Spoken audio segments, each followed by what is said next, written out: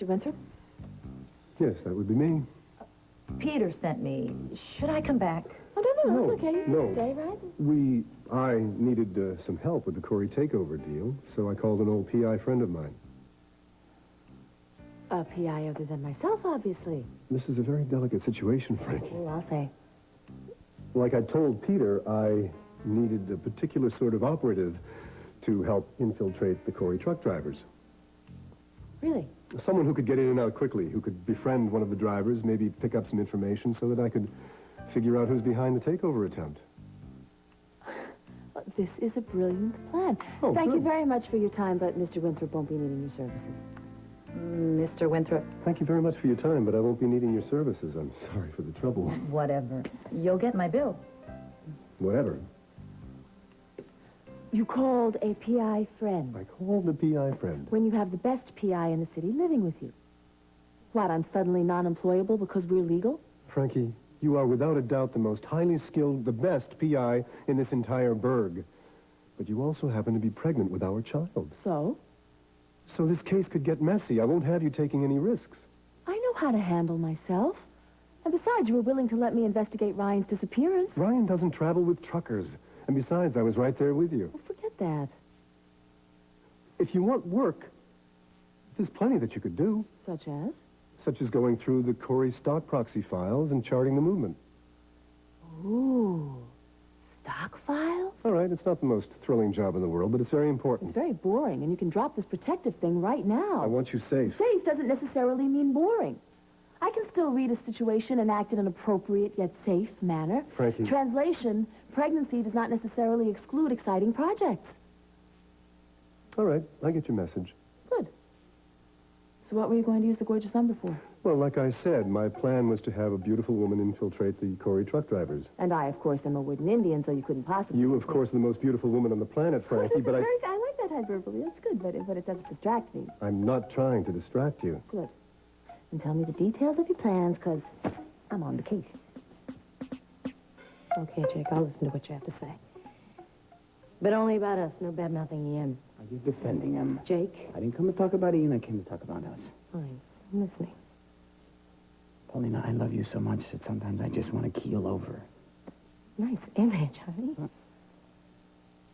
Believe me, I have a hard time admitting that, but I can admit it to you because I want you to know how this cooling off thing is affecting me. Jake, you promised to give me time to think. Are you going back on that? I can't stand it, all right? I'm sorry, but I can't see us being apart while you're thinking things through under the same roof with Ian Rain. I asked you not to talk about him. You asked me not to badmouth it. It's one and the same with you. Besides, Ian is not the issue here. The hell he isn't. Jake, the reason I asked for the timeout was because of you, not Ian. You're the one making me doubt what we have. That's another thing I don't understand. How can you doubt what we have? Okay, look. I don't doubt our love. Or this incredible physical thing that we have going. But as good as it gets, it can't blot out this fear I have about you. Fear? You scare me. Jake, when you lose your temper and you start to scream and rage and you start hitting people, it scares me. I only do that when I'm pushed. You did it last night just because you saw Ian and me in the same room. It's because I thought You didn't stop to hear us. You didn't stop to ask questions. You just started hitting. I didn't have to ask questions, Paulina. I could see what was going on. Nothing was going on. You even admitted that afterwards. I admitted that nothing was going on your part. Ian is another issue. The guy was coming on to you, Paulina. He needed to be taught a lesson. What was I supposed to do? Nothing? Come off it, Jake. You can't keep blaming Ian. He is not the problem. He is to me. Oh, round and round and round with you. I know. I have a temper problem, all right? I'm working on it. But Ian is the real issue here. So maybe you better just let me say what I have to say about him, all right? I can see I'm not going to be able to stop you. You're not going to like this, but I have a theory about Ian.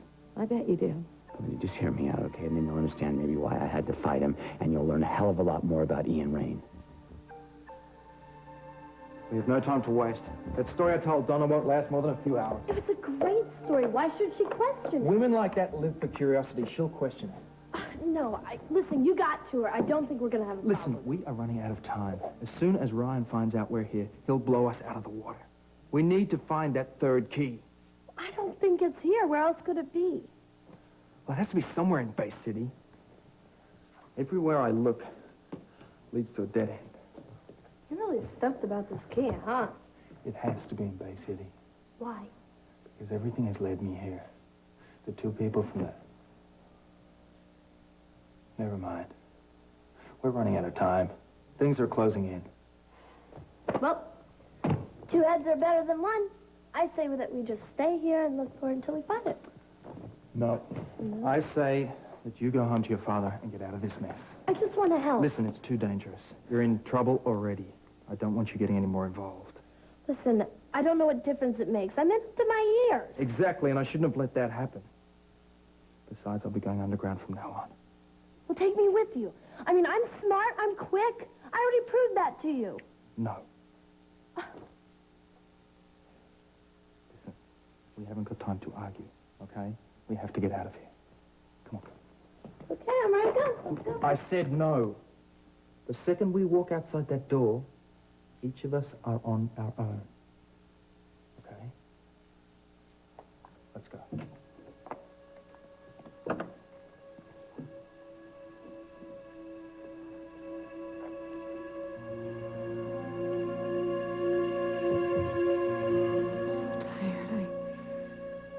I want to wake up, but I just feel so heavy and so cold all over.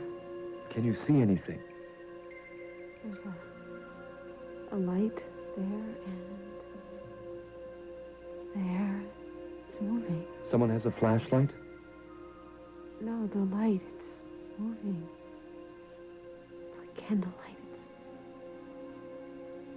It's flickering candlelight. Can you hear anything? Wind.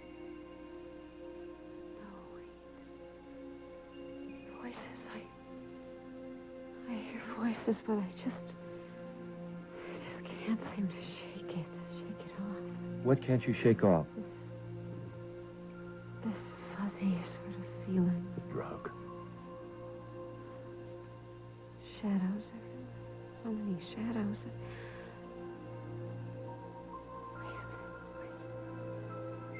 Wait a minute. I see a man. Oh, no. No, please. I see another man, and it's Carl. The two of them, they're talking, they're arguing. Can you hear what they're saying? No. Wait, the one man, he's angry. He's angry at Carl. Try to look at the man. Try to see what the man looks like and describe it. No, too many shadows. It's too much, too angry. Describe no. it. Senator, please. Oh. You're safe from the man. He can't hurt you. Concentrate now. This man, not Carl, but the other. What did he look like? He's tall and slender, very, very strong looking. And dark. He has dark hair. How tall, Mrs. Harrison? 6 feet. Even taller. Over 6 feet. Good. You said his hair was dark. Did he have a lot of it? Was it long? No, just normal, dark, wavy hair. Brian. Were his eyes dark? His eyes. What is it? Are you seeing something else? His eyes are so piercing. So intense. I can hear him talking again. He has an accent. Ask her if he sounds like Carl. Does the voice sound like Carl's? His voice is... It's low, like Carl's. But the accent is different. It's different. You're doing very well.